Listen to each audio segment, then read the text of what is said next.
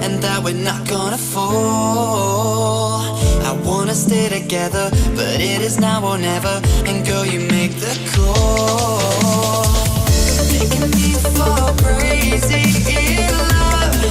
And the truth will not refine anything that we have said. Baby, can we survive?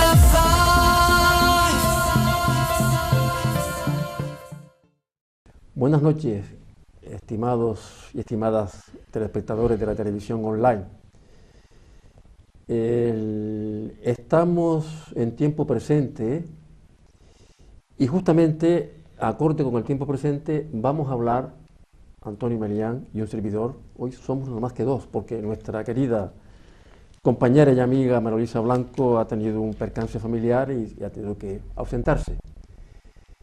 Y nosotros vamos a hablar hoy y vamos de la filosofía. ¿Y por qué de la filosofía? Los dos además hemos, como profesores que somos, hemos en cierto modo hemos enseñado filosofía a diferentes alumnos en diferentes etapas, ¿no? Y tiempo presente hoy se ocupa de la filosofía porque estamos festejando el día 16 de noviembre, el Día Mundial de la Filosofía.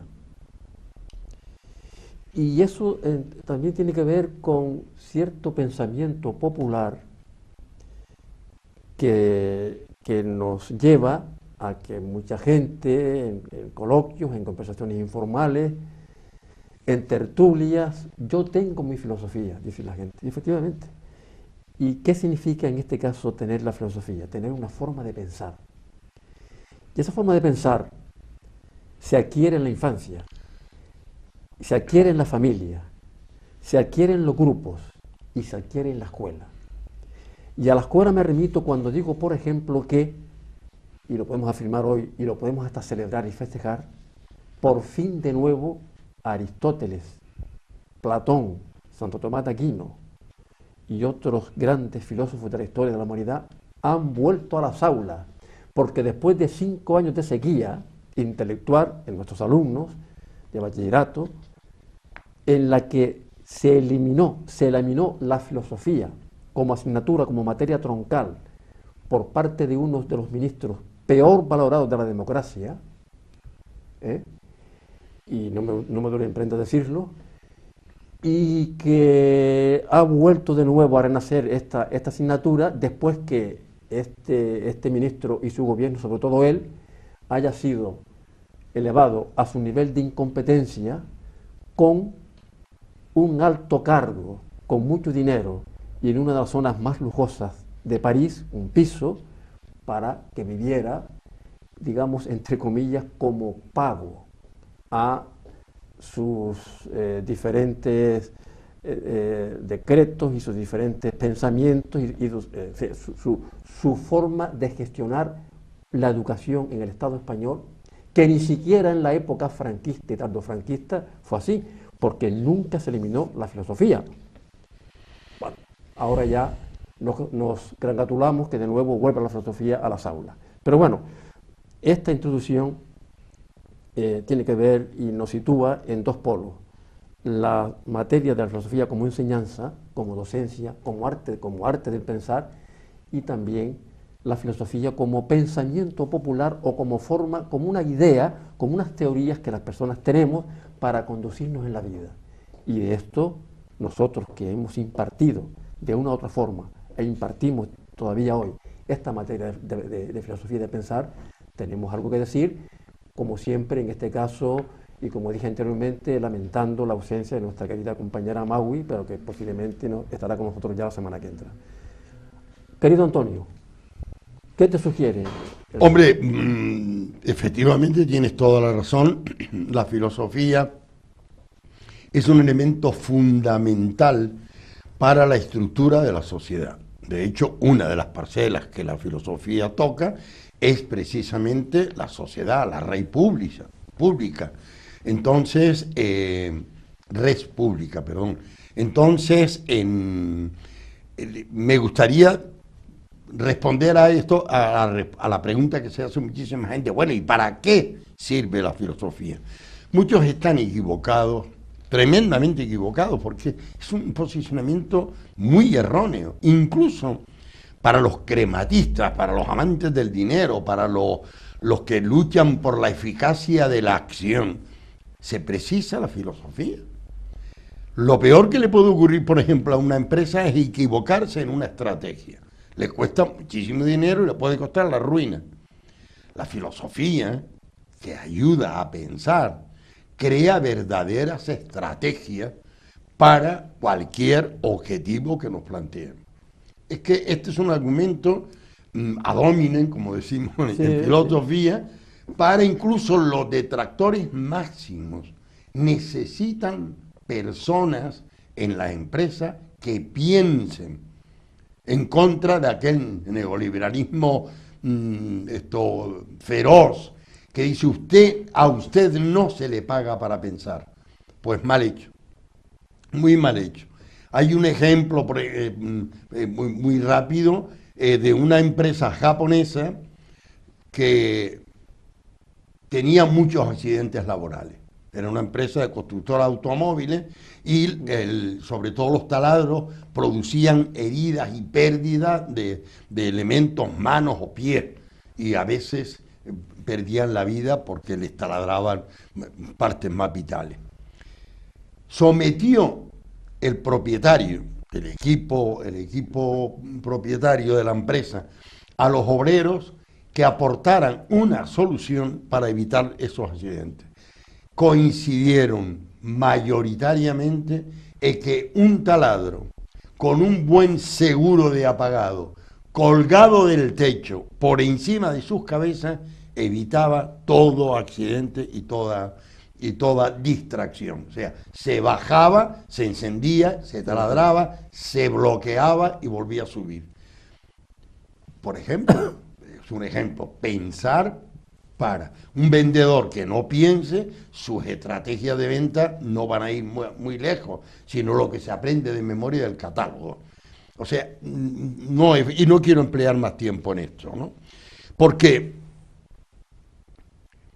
cuando decía un Heidegger, un filósofo del siglo pasado, nacido en el siglo XX, pero del siglo XXI, nacido en el siglo XIX y vivió en el siglo XX, pero avanzado el siglo XX. Entonces, decía, cuando ya hemos hecho con las cosas todo cuanto teníamos que hacer, todavía hay algo que podemos hacer con ellas.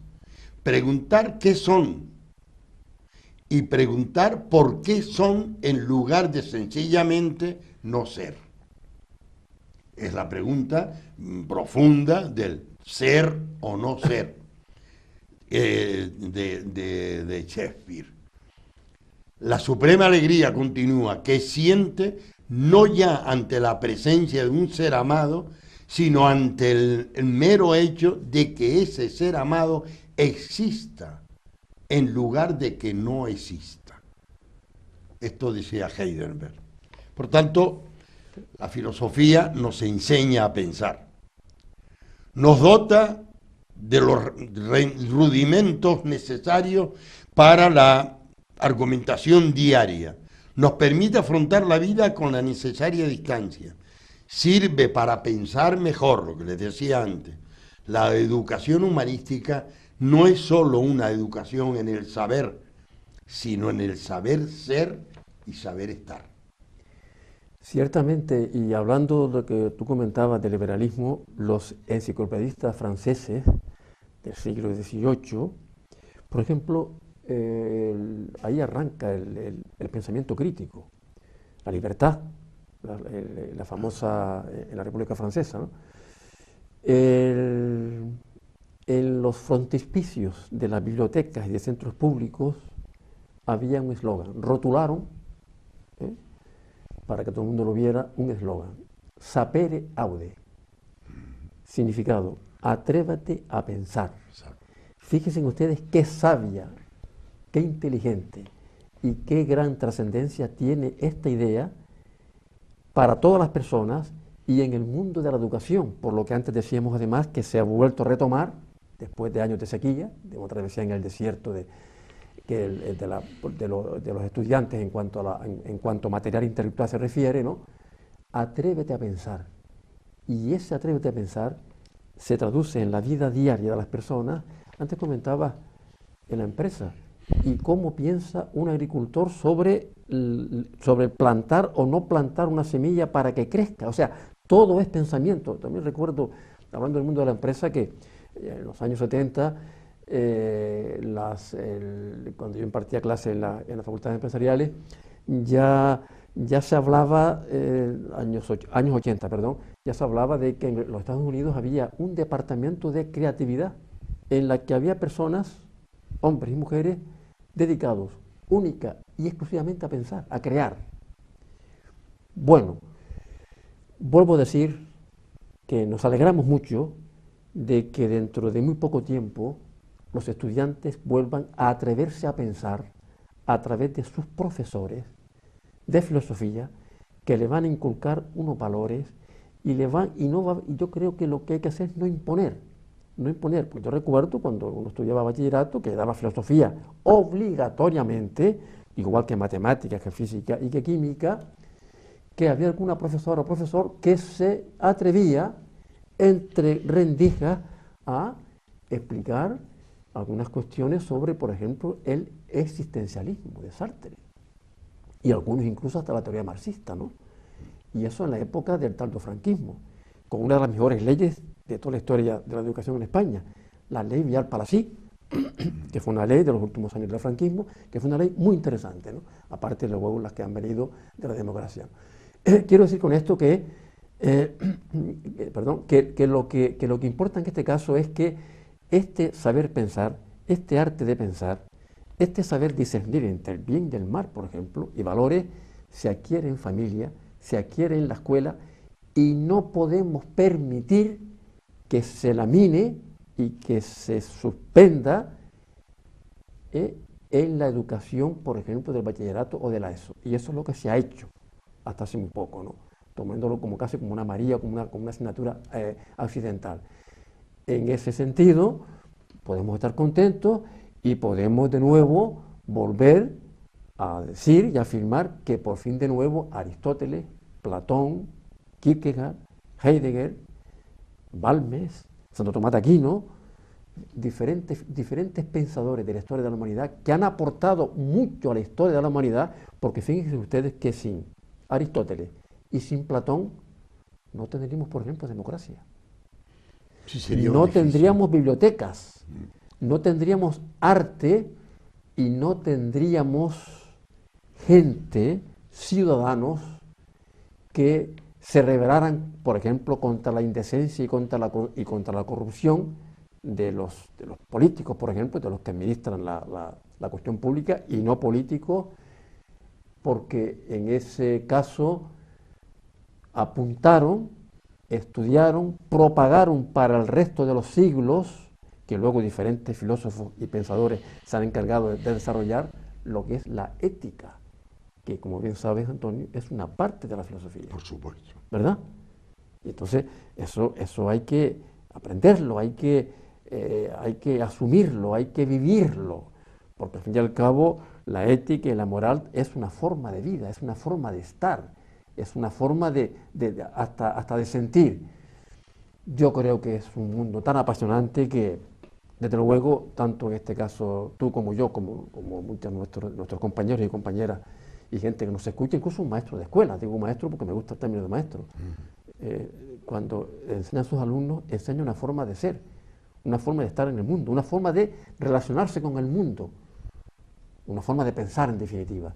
Y como ya dijimos anteriormente, y como decían los grandes pensadores liberales de la Ilustración, atrévete a pensar, que es un pensamiento que parece progresista, es progresista, pero que no es ni derecha, ni de izquierda, ni de centro.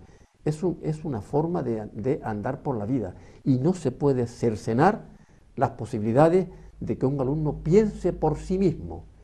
Y tristemente, durante unos cuantos años, en el Estado español, se ha cercenado esa posibilidad. Sí que es verdad, y para la educación en general, como ha añadido Paco, es importantísimo la filosofía. Y es importante porque el saber pensar nos lleva a saber ser y a saber estar. Y saber estar es sinónimo o es consecuencia de los criterios que tengamos éticos. Yo cuando daba clase, hablábamos de estos temas, pues yo daba clase de religión, en el buen sentido de la palabra, no era catequesis, eran clases de religión donde se tocaban todos los temas de todas las religiones y se tocaba desde el punto de vista filosófico. No se hablaba de la fe, sí se explicaba lo que era la fe, pero quiero decir que no era un catecumenado, ni era una catequesis, ni era una clase donde se divergía sobre lo diversas creencias y sobre la actitud del hombre frente a la trascendencia. Bueno, pues en una de las historias los alumnos dijeron que ellos entendían que para ser feliz había que hacer lo que le pedía el cuerpo, lo que quisieran hacer, lo que les diera la gana, lo que les estimulara. Dijo, hombre, en eso tienen razón, vamos a hacer una experiencia, si les parece, porque a mí me gusta que ustedes vean el resultado de esa felicidad, de esa tal. Van ustedes a poner las manos encima de las mesas, las dos manos, los de allá y los de acá, porque voy yo a pasar por encima de la mesa. Bueno, un momento. Y las manos, que nos va a machacar usted las manos, me apetece un montón. Me sale, me haría ilusión caminar por encima de las manos de ustedes, o pisando las manos de ustedes. Se enfadaron muchísimo. Es que a la definición que ustedes están dando de felicidad, de saber estar, le falta la segunda parte. Yo puedo hacer con mi cuerpo, puedo hacer con mi palabra, puedo hacer con mis puños lo que yo quiera, lo que yo desee, salvo, aquí viene la ética, que hagas daño a los demás. Porque tu derecho termina donde empieza el del otro. O mejor dicho, ya, tu libertad termina donde empieza el derecho del otro. Entonces, todas estas cuestiones se han quitado inexplicablemente de la educación, de la formación que se tiene que dar en filosofía. Entender por filosofía que no da resultado, que ya les he demostrado que sí, que puede dar resultado hasta para el dinero. Puede dar resultado para la eficacia de una empresa, de un trabajo, de cualquiera de los proyectos. Si no se piensa, si no se razona, cabe el peligro de no tomar el camino correcto, la senda correcta hacia la obtención del objetivo que me he planteado. Eso es filosofía. ¿Por qué además es importante? Y les sugiero que sean amables y escuchen esta pequeñita reflexión. Filosofía es el conjunto de reflexiones sobre la esencia, las propiedades, en qué se componen, las causas y los efectos de las cosas naturales, especialmente sobre el hombre y el universo. Lo dejamos aquí porque me gustaría poner varios ejemplos sobre este tema en mi próxima intervención. Inmediatamente, esperen unos minutos y estamos de nuevo con ustedes.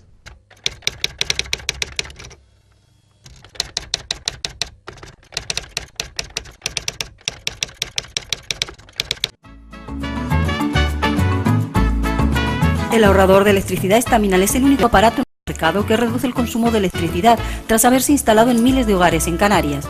No deje que su factura de electricidad afecte su economía familiar. El ahorrador estaminal le garantiza una reducción de un 10 hasta un 35% de su recibo de luz. Estaminal no necesita ninguna instalación especial, es autoinstalable y no consume electricidad.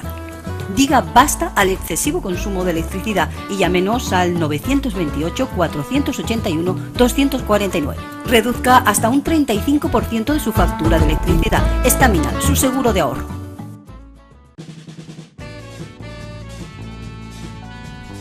El ahorrador de electricidad Estaminal, tras muchos años de instalación en Canarias y ser elegido como producto del año en ahorro energético a nivel nacional, le ofrece la posibilidad de ahorrar de un 15 hasta un 35% de su consumo en su factura de electricidad. Sea cual sea su negocio local o industria, Estaminal tiene el ahorrador que se adapta a sus características. No se fíe de las imitaciones, Estaminal solo hay uno, con las homologaciones de la comunidad internacional. No deje que los gastos abusivos de electricidad afecten a la economía de su negocio. Pídanos presupuestos sin compromiso al 928-481-249. Ahorrador industrial de energía Estaminal, la solución a su excesivo consumo energético. Recuerde, ahorre de un 15 a un 35% de su factura de electricidad.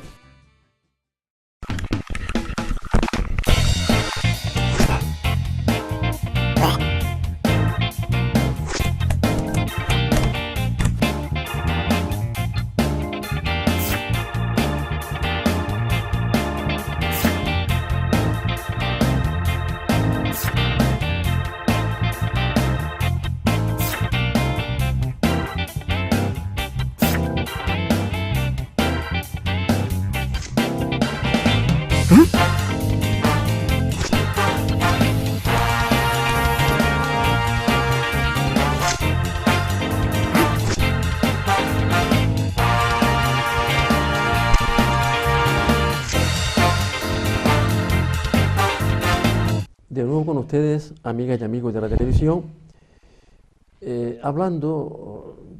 debatiendo un poco entre los dos que somos profesores y que hemos trabajado como docentes también este tema de la filosofía.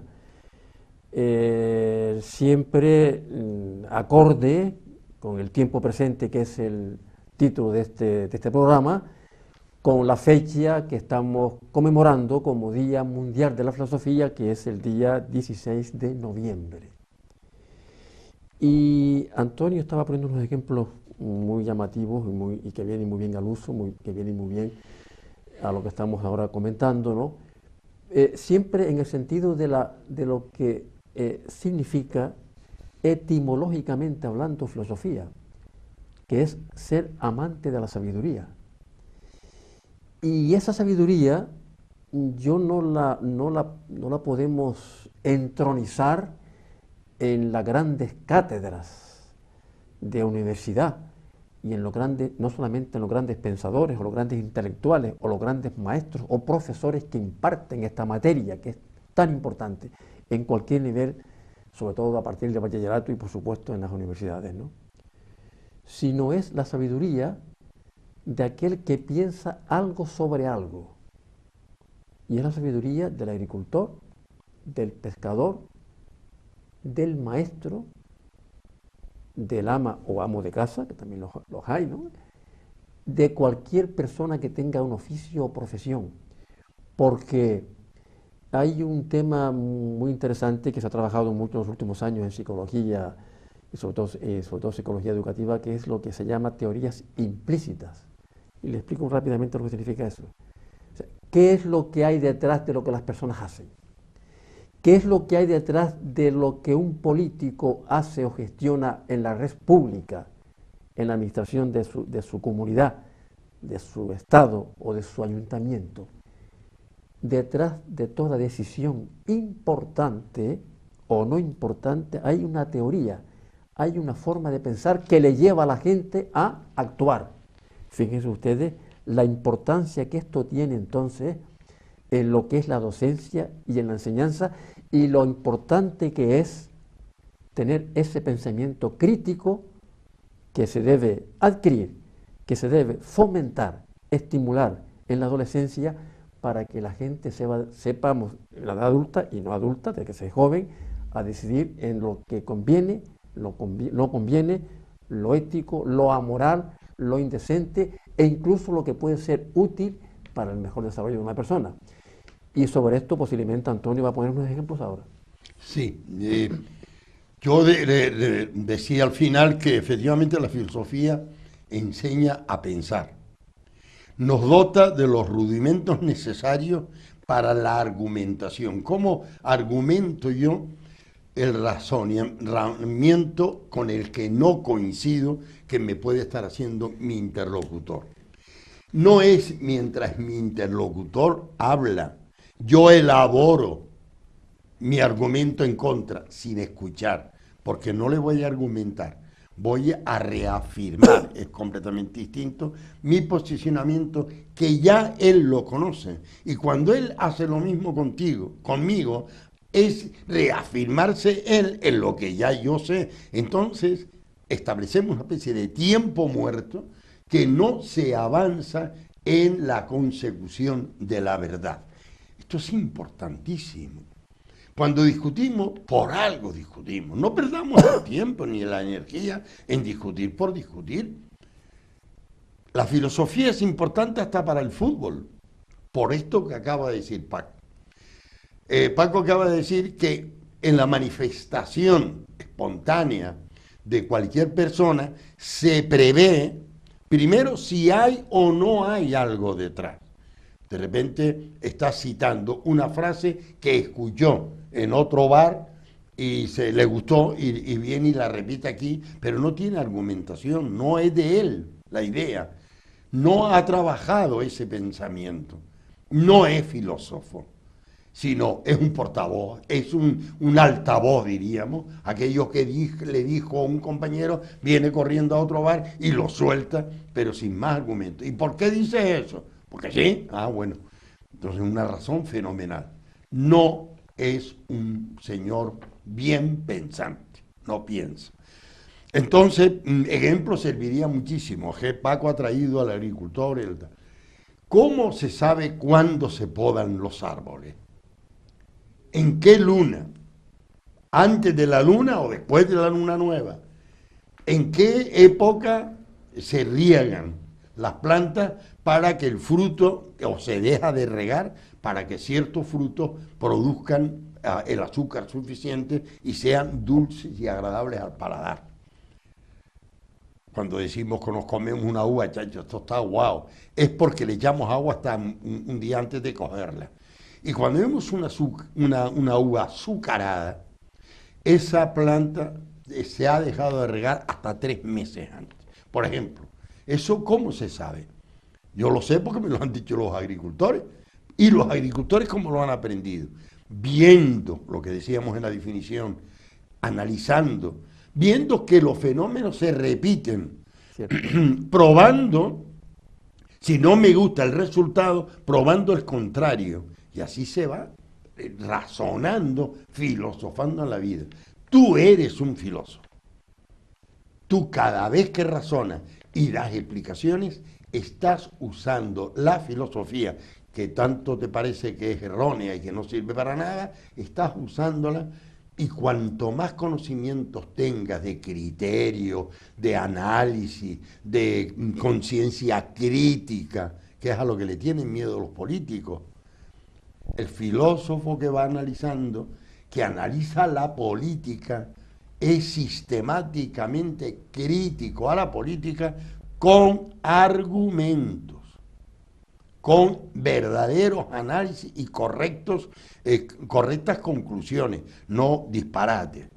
Entonces, la conciencia crítica nos lleva a ser maduros en política, maduros en lo social, maduros en lo psicológico, maduros en la educación de nuestros hijos, maduros en todas nuestras acciones.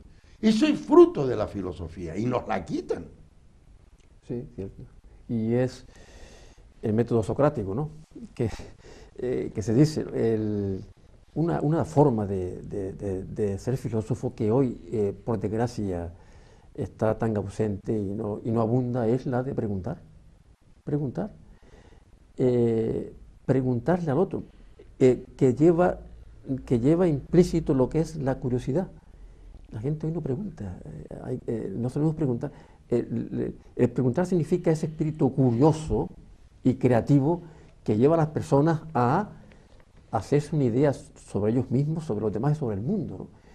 Y eso está claramente demostrado y enseñado en las academias griegas de hace 2400 años, ¿no? Quiero decir con esto que, como dice muy bien el Eclesiastés, nihil nuevo sub sole, o sea, hay nada nuevo bajo el sol, ¿no? Quiero decir, esto quiere decir que el pensamiento, la historia del pensamiento no comenzó ahora. El pensamiento nos retrotrae a más de 2400 años atrás. La cuna del pensamiento está en los griegos, está en Platón, está en Aristóteles y en los presocráticos, en otros grandes filósofos. Y con esto tampoco quiero que se me escape una cuestión que hoy día se habla mucho, que no hay ideología.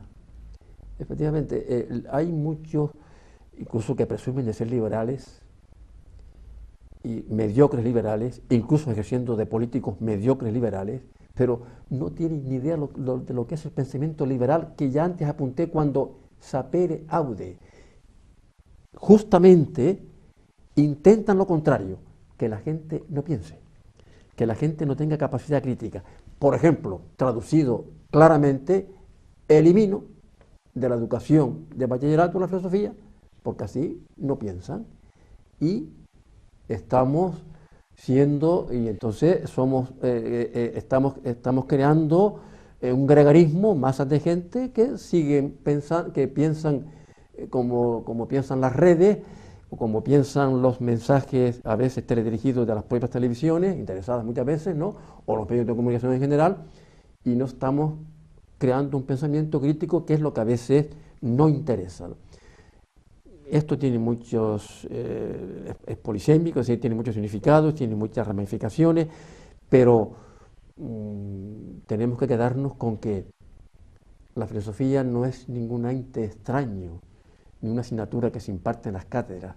Es, como estamos hablando Antonio y yo aquí ahora, es una forma de pensar, una forma de actuar, una forma de conducirse por el mundo, una forma de ser hasta mejor persona.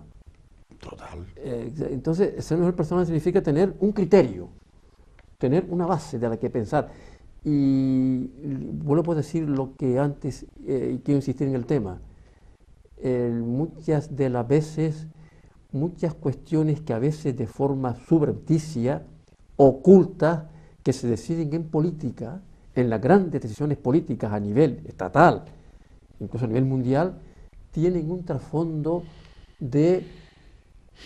digamos, de enajenación, de que la gente no piense, de que se sume a lo que hay, de que sean gregarios y de que sigan votando a los mismos. Quiero decir claramente esto, porque esto no es un pensamiento de izquierda ni de derecha.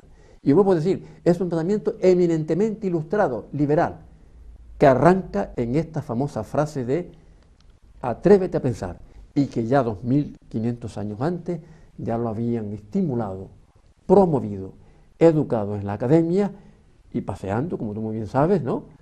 Los peripatéticos. Los peripatéticos. Y claro, y que me hayan quitado eso, que hayan quitado eso durante unos años, de que los alumnos puedan tener esta, incluso historia de la filosofía, que es importante, ¿no? A todos los niveles, de todo el pensamiento crítico, de todas las corrientes, para que los alumnos, para que las personas adultas tengan un criterio, una forma de pensar, una forma de ser crítico y no tragarse todo. Antonio. Sí, y en esto yo quiero insistir. Fíjense ustedes que no es un predicamento específico de derecha, de izquierda, de centro. Es genérico. Tiene que ver más que con la ideología, con el poder que crean las ideologías. Por eso, la expresión, la libre expresión, ha sido perseguida en, ¿cómo se llaman estos? No demócratas, gobernantes fascistas, bueno, o dictadores. dictadores. Dictadores. Los dictadores de derecha, lo primero que encorsetan es la libertad de expresión. Los de izquierda también, pensemos en Rusia, pensemos en China. Sí, okay. No es patrimonio de ideología, sino es patrimonio del poder que se pretende con las ideologías. Es un instrumento, por tanto, del poder, la coacción y la limitación de velocidad, y la negatividad a que el pueblo tenga conciencia crítica, o sea, adulto. Se exprese como un adulto, piense como un adulto, deduzca como un adulto. Entonces, esto es tremendamente importante para nosotros, para nuestros hijos. Esa es la educación que en este momento echamos en falta. Cuando ustedes vean, yo como la mediación familiar nos impele a estudiar ¿cómo se llama esto? El conflicto. Luego les hablaré en mi tercera intervención un poquito del conflicto, cuando sabemos que una persona está dialogando y negociando bien y cuando una persona no tiene argumentos y sigue en el trance de una pretendida negociación. Lo hacemos inmediatamente y no se vayan porque estamos enseguida con ustedes.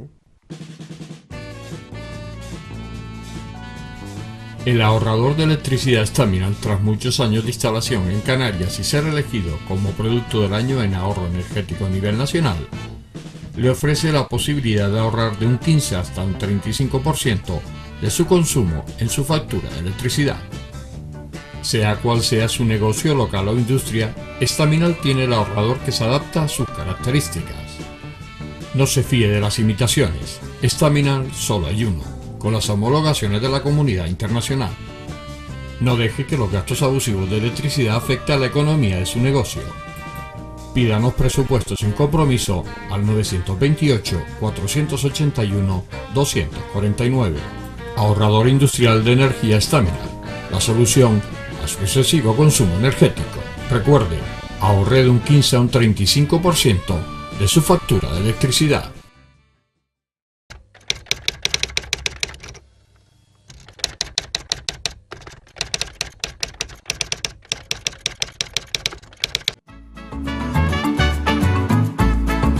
El ahorrador de electricidad Staminal es el único aparato en el mercado que reduce el consumo de electricidad tras haberse instalado en miles de hogares en Canarias.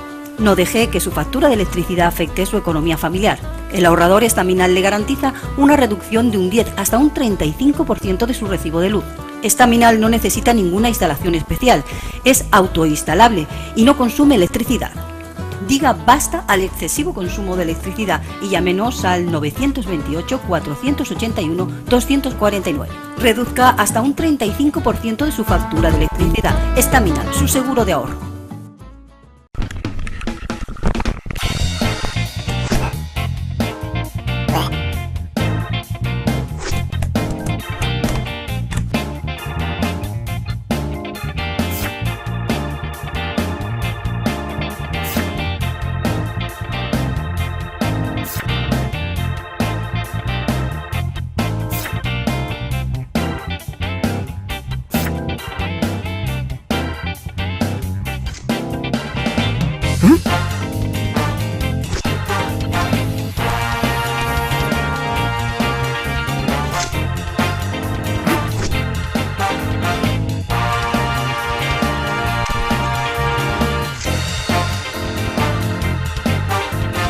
¿Qué tal? De nuevo con ustedes en esta pequeña tertulia Goya Dúo, porque nos falta nuestra, como dije anteriormente, nuestra querida compañera Magui, ¿no? Pero yo sugiero una pregunta, ¿no?, a nuestros telespectadores. ¿Qué piensan ustedes de la filosofía? ¿Cuál es su filosofía de vida? Hacer una pequeña revisión incluso de vida, pararnos, que tampoco a veces en esta trepidante vida a que nos tiene sometida la sociedad actual, pararnos un poco a reflexionar. Y reflexionar también es filosofar. Y como hemos dicho tanto Antonio como yo, no es cuestión de cátedras ni de cosas raras, es cuestión de tener un criterio, tener un pensamiento, tener una forma de pensar para conducirse en la vida. Ustedes en su vida, ¿cómo piensan? ¿Qué piensan de muchas cuestiones? De la política, de la educación, del medio ambiente, de la ciudad. Yo les invito, sobre todo, tanto Antonio como yo, les invitamos a que no hagan uso del trágala. O sea, no le den crédito a todo. No seamos demasiado dúctiles, demasiado esclavos de lo que se dice en los medios. Tengamos un criterio, tengamos una forma de pensar crítica, tengamos un pensamiento propio, y por eso vuelvo a insistir lo importante que es adquirir ese pensamiento en edades tan importantes como la adolescencia, la infancia, la juventud. Y yo me atrevo a hacer este juicio, a hacer esta pregunta, que les invite a ustedes a reflexionar sobre este tema, sobre lo que es la filosofía hoy, no solamente sobre lo que es la enseñanza de la filosofía, sino lo que es el pensamiento, sobre cómo pensamos. Y en este aspecto también, quizás, tanto Antonio como yo tenemos nuestras experiencias como docentes, como profesores, incluso también a veces como investigadores, y también quizás nuestra propia experiencia infantil. Porque yo y Antonio también nos educamos en una escuela, en una enseñanza, en una docencia donde existía la filosofía como materia, que era evaluable y que te ponía un 0, un suspenso o un 10. Y luego, como dije anteriormente, en estas épocas, últimos años, se ha intentado eliminar, y que por suerte ahora todo el Parlamento español, afortunadamente hasta los mismos, claro, que hace 5 años renegaron de la filosofía y se sumaron a este gran ministro, entre comillas, que ahora goza de un privilegio por sus grandes logros, entre ellos eliminar la filosofía de la educación, pues se han sumado también y han visto lo útil que es, evidentemente también arrastrados por la inercia de que no era justo, de que desapareciera el arte de pensar como materia que implica a los individuos y que hace que los individuos piensen sobre sí mismos, sobre todo en la edad de la adolescencia. Mi experiencia como alumno era haber estudiado filosofía. Mi experiencia docente también posteriormente, tanto en intervención psicológica como docente, también ha sido que la gente piense, enseñar a pensar, porque entre otras cosas, si se enseña a pensar a la gente, puede ser un elemento transformador de sus vidas, para mejor, que es lo que hace la intervención psicológica, la intervención psiquiátrica, la intervención docente, la médica y, por ejemplo, la de Antonio, la mediadora. Sí, no cabe duda. El objeto fundamental de la filosofía es la persona.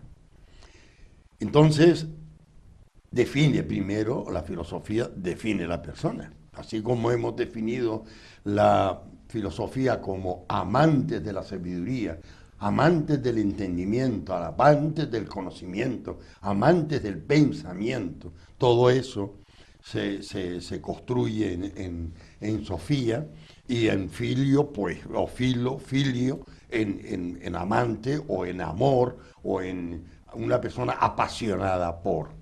Bueno, el concepto de persona, que ha ido variando a lo largo de la vida, desde la palabra persón griega, que era el camarón que tenía los barcos en una figura grotesca, con barba, unos ojos terribles, una especie de máscara. Sí. Bueno, pues la persona era eso, una máscara para los griegos. Sin embargo, se va transformando hasta llegar a un concepto bastante más profundo del tema. Por ejemplo, se define como persona, además en el lenguaje cotidiano, como un ser con poder de raciocinio. Lo que estamos defendiendo hoy es a la persona, con capacidad para pensar, lo repetimos por enésima vez, que posee conciencia sobre sí mismo, conciencia crítica, quién soy yo, de dónde vengo, a dónde voy, qué quiero, cómo lo voy a conseguir, cómo me lo propongo, con quién cuento, para qué lo quiero. Un montón de preguntas que somos capaces de hacernos y de ir evidenciando perfectamente nuestro camino. Para eso está la filosofía. Una persona es un ser capaz de vivir en sociedad, eso lo sabemos, y que tiene sensibilidad, además de contar con inteligencia y voluntad. Si tiene sensibilidad, no haría el disparate que yo propuse en clase, pasar por encima de las manos de los pequeños, porque quería rebatirles un argumento. Si yo hubiera tenido sensibilidad en ese momento, si hubiera sido insensible, hubiera caminado por encima de sus manos, porque era una lección física de dolor que yo quería meter en su corazón, pero teniendo sensibilidad no vas más allá que de hacerles tomar conciencia de un futurible hecho que se podía producir con muchísimo dolor y daño, ¿no? Por ejemplo, una variante o una consecuencia de la filosofía como ciencia, porque es una ciencia basada en ser amantes de la sabiduría, es los grandes logros, los grandes avances, incluso en medicina y por supuesto en psicología y psiquiatría. Hablemos, por ejemplo, del psicoanálisis, que inventó la introspección, que es una forma de pensar sobre sí mismo. Al fin y al cabo, cuando uno se enfrenta en una consulta con un mediador, con un psicólogo, con un psiquiatra, lo que está haciendo es haciéndose un espejo. Se está haciendo preguntas, ese método que dijimos antes, socrático, ¿no? Sobre sí mismo, ¿no?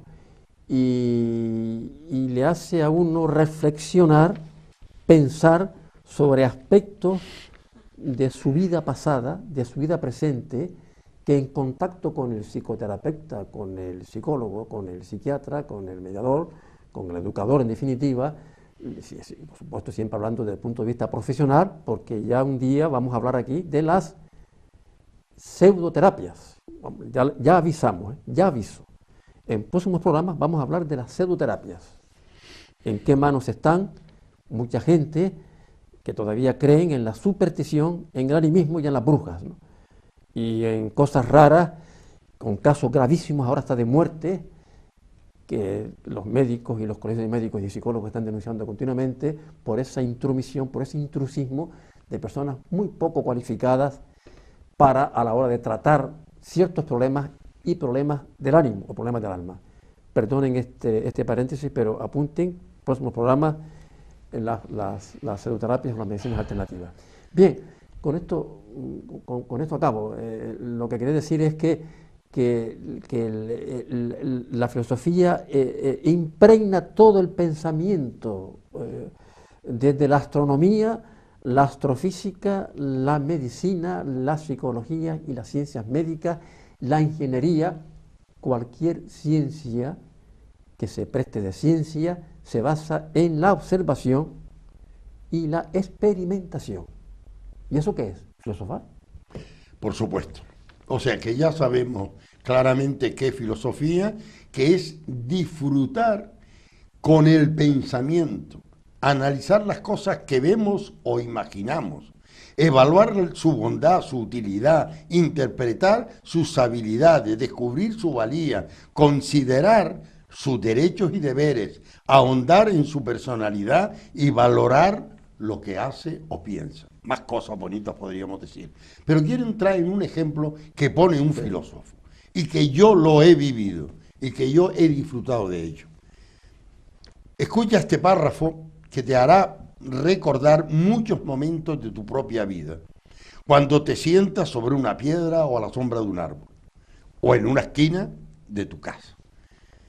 El verdadero aburrimiento, dice el filósofo, el verdadero aburrimiento ante las cosas, y pone punto.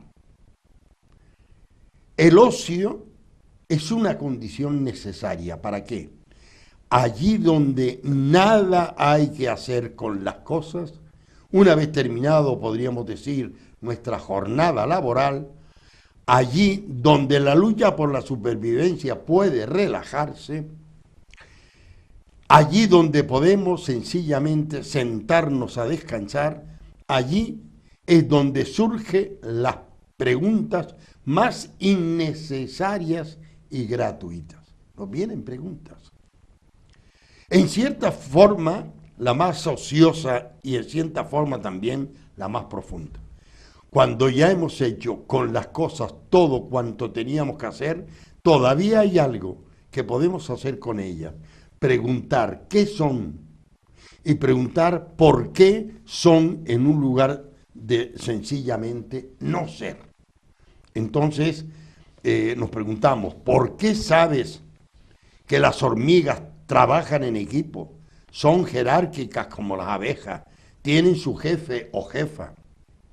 Porque en tus momentos de ocio las observas y piensas sobre ellas, su trabajo, su orden, su eficacia, su vida. Y cuando alguien pasa y pisa aplastando unas cuantas, piensas automáticamente en la trascendencia. ¿Por qué la muerte? ¿Qué hay después de morir? ¿Hay vida después de la vida? Erasmo de Rotterdam decía que la filosofía es una meditación de la muerte. Pensando ya en la trascendencia. Efectivamente, efectivamente. ¿Yo debo terminar o tú tienes que No, añadir algo más? Podemos hablar de más yo cosas. voy a leerles un libro que es de Jaime Balmes, El Criterio, que era un libro necesario en el estudio de la filosofía. Dice, el criterio es, según su propio autor, un ensayo para dirigir las facultades del espíritu humano por un sistema diferente de los seguidos hasta ahora. Se trata pues de un método original y en sus líneas esenciales indispensables para aprender a pensar bien. Esto yo les recomiendo, si son lectores y les gusta leer, simplemente El Criterio de Jaime Balmes. Hay muchísimas editoriales que lo tienen y lo pueden conseguir. Pero en su primer capítulo, que lo leo íntegro, son 8 renglones. Él tenía unos capítulos muy pequeñitos, pero muy sustanciosos. Para no asustar a los telespectadores, 8 renglones. Ya. Dice, ¿en qué consiste el pensar bien? Que es de lo que venimos majaderamente hablando en este programa. El pensar bien consiste o en conocer la verdad, o en dirigir el entendimiento por el camino que conduce a ella. La verdad es la realidad de las cosas. Cuando las conocemos como son en sí, alcanzamos la verdad. De otra suerte, caemos en el error. Conociendo que hay Dios, él era cura, conocemos una verdad, porque realmente Dios existe. Conociendo que la variedad de las estaciones depende del sol, conocemos una verdad, porque en efecto es así. Conociendo que el respeto a los padres, la obediencia a las leyes, las buenas formas en los contratos, la fidelidad con los amigos, son virtudes, conocemos la verdad. Así como caeríamos en el error si pensáramos que la perfidia, la ingratitud, la injusticia, la destemplanza son cosas buenas y laudables. Señores, aprendamos a discernir el bien del mal, aprendamos a pensar, aprendamos a razonar. Esperemos que hayamos conseguido entre los dos inculcar este pensamiento, estas ideas en nuestros telespectadores y que en definitiva sea de nuevo una invitación a lo que los enciclopedistas y los ilustradores los grandes pensadores de la ilustración escribieron, rotularon en las portadas, en los frontispicios de la biblioteca de Francia. Atrévete a pensar. Es un reto muy interesante y que nos ayuda a superarnos. Buenas noches, feliz semana y que nos sigan viendo y escuchando en este programa a lo largo de toda la semana. Making me fall crazy in love.